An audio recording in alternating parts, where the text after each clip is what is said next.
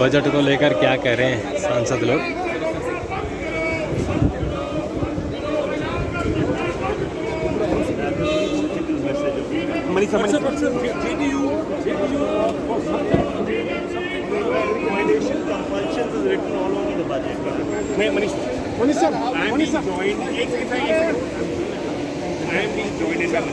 ऐतिहासिक है और अलग अलग राज्यों के लिए जिस प्रकार से खास करके ईस्टर्न इंडिया जो इकोनॉमी के लिए थोड़ा सा पिछड़ा है, बिहार, झारखंड, वेस्ट बंगाल, उड़ीसा, आंध्र प्रदेश और साथ साथ में नॉर्थ ईस्ट के लिए जो भी आज बजट में अनाउंसमेंट हुआ है, मुझे लगता है कि ये ईस्टर्न इंडिया एक इकोनॉमिक हब के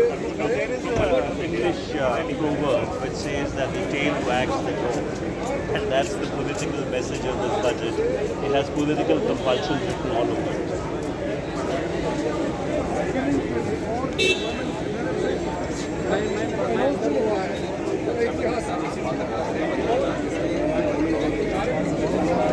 मैन्युफैक्चरिंग का और हमारे रोज़गार का जो समस्या बार बार उठता रहता है, उसके बारे में बहुत अच्छी सोच के साथ ये बजट प्रवेश किया गया है, तो उसके लिए हम स्वागत करना चाहते हैं। अगर विपक्ष को दर्द होता है इस बजट से,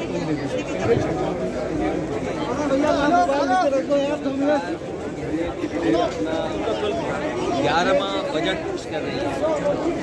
एक साइड हो जा सर थोड़ा सा। ये नाउम्मीदी का पुरंदा है और शुक्र तो इस बात का है कि इंसान इसमें भी जिंदा है। जो सवाल पहले थे, महंगाई, बेरोजगारी और जो सपने दिखाए गए थे बड़े बड़े, अगर हम यूपी का ही देखें तो निवेश की हालत क्या रही है और जो बातें आंकड़ों के हिसाब से बड़ी बड़ी कही जाती हैं, जो इनके प्रोजेक्ट चल रहे होंगे वो प्रोजेक्ट कोई समय पर पूरा नहीं हुआ है। अब मान लीजिए सरकार बचानी है तो अच्छी बात है कि बिहार को, आंध्र प्रदेश को कुछ विशेष पैकेज या विशेष योजनाओं से जोड़ा गया है, लेकिन उत्तर प्रदेश जैसा प्रदेश जो प्रधानमंत्री देता है, क्या वहाँ के किसान के लिए कुछ बड़े फैसले हैं? किसान की फसल की पैदावार, उसकी कीमत के लिए क्या कोई इंतजाम है? कहने को तो याद होगा आप सबको, मैं पिछली बार कहा था कि मंडी और एग्रीकल्चर इंफ्रास्ट्रक्चर के लिए स्ट्रेंथन करने के लिए लाखों करोड़ रुपए हैं। अगर वो इंफ्रास्ट्रक्चर स्ट्रेंथन हुआ था तो इसका मतलब किसान की आय दोगुनी होनी चाहिए या किसान की आय बढ़नी चाहिए, वो तो नहीं बढ़ी।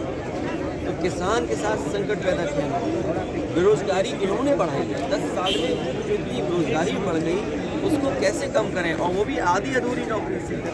आप 2 साल की, 1 साल की या कुछ ट्रेनिंग करा करके नौकरी या रोजगार का सपना दिखा रहे हैं।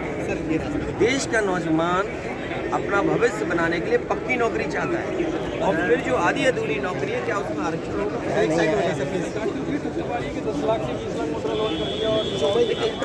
मैं आपसे कह रहा हूँ कि इंटर्नशिप परमानेंट नौकरी नहीं है, या और जो व्यवस्थाएं बनाई जा रही है बजट के माध्यम से पक्की नौकरी नहीं है। समाजवादी पार्टी का मानना है कि बजट के माध्यम से जब जनता ने आपको 30वीं बार चुन करके भेजा है तो पक्की नौकरी के लिए क्या इंतजाम है? हम कहने को कह रहे हैं कि हम जो एडिबल ऑयल है, चाहे वो मस्टर्ड, सेस्मिक, आपका सोयाबीन, आपका ग्राउंडनट, सवाल ये नहीं है।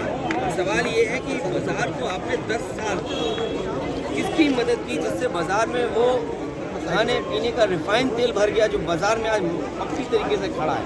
तो आप किसान को क्या एमएसपी देंगे? क्या हॉर्टिकल्चर क्रॉप्स के लिए आपके पास कोई एमएसपी देने का इंतजाम है? किसान तो एमएसपी मांगना चाहता है, आप एमएसपी देना नहीं चाहते।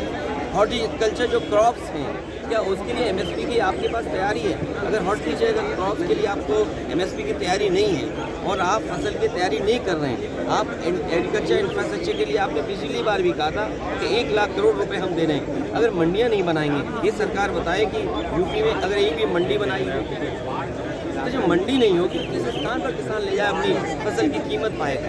ये कह रहे हैं कि 2047 का भारत बनेगा इससे। अब मान लीजिए भारत की बात कर रहे हैं। मान लीजिए बक्सर से एक एक्सप्रेस वे लेके जा रहे हैं, जो समाजवादी सरकार में पूर्वांचल एक्सप्रेस वे, जहाँ पर प्रधानमंत्री जी ने हवाई जहाज उतारा था हरक्यूलिस, वो पखनपुरा गांव तक छोड़ दिया था क्योंकि आगे NHI की सड़क बननी थी। क्या ये सरकार को ये भी नहीं दिखाई देता है कि अगर 25 किलोमीटर 30 किलोमीटर का एक्सप्रेस वे बन गया होता तो बक्सर से जो एक्सप्रेस वे ये प्रपोज कर रहे हैं वो भी जुड़ जाता? आप इंफ्रास्ट्रक्चर का पैसा कहाँ दे रहे हैं? आपने महाराष्ट्र को दिया, आपने दूसरे प्रदेश को दिया, आप गिफ्ट सिटी तो गुजरात को दे रहे हो। तो आप कह रहे हैं सर यूपी क्यों? सर आप कह रहे हैं यूपी क्यों? में जो आप सवाल पूछ रहे हैं, जो गिफ्ट सिटी है वो गुजरात में है। क्या गिफ्ट सिटी वाराणसी में नहीं हो सकता?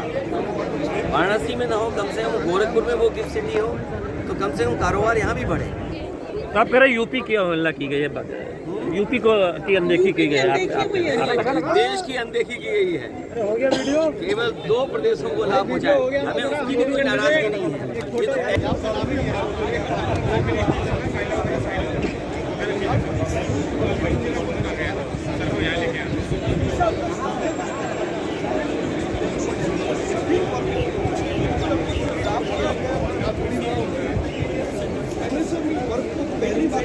Employers to create more employment generation. This budget also incentivizes MSMEs to create more employment because they are the backbone of the country's economic creation, job creation.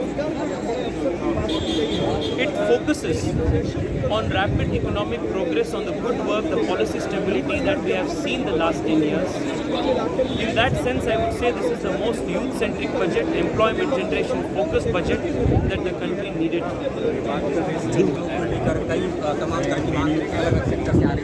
आपको लगता है कि बजट उसको एड्रेस कर पाया? हाँ, सभी वर्गों की मांगों को वित्त मंत्री जी ने बहुत बखूबी उसको एड्रेस किया है और मैं निश्चित रूप से कह सकता हूँ कि ये बजट आने वाले 5 साल में देश की अर्थव्यवस्था और व्यापार की दशा और दिशा दोनों को बदलेगा। ये पूरे देश को इग्नोर किया गया है, अयोध्या को इग्नोर किया गया है, उत्तर प्रदेश को इग्नोर किया गया है। उत्तर प्रदेश वो प्रदेश है जिसने 1 दर्जन से ज़्यादा देश को प्रधानमंत्री दिया है, देश की राजनीति को बदलता है, देश की राजनीति की दिशा और दशा को तय करता है, पूरी तरह से इग्नोर किया है। और ये कुर्सी बचाने का बजट है, इसीलिए 2 स्टेट को प्राथमिकता दी गई है और पूरे देश को इग्नोर किया गया है। भारतीय जनता पार्टी के लिए महंगा पड़ेगा। कंपनीज को और एम्प्लॉयर्स को अधिक से अधिक जी नमस्कार।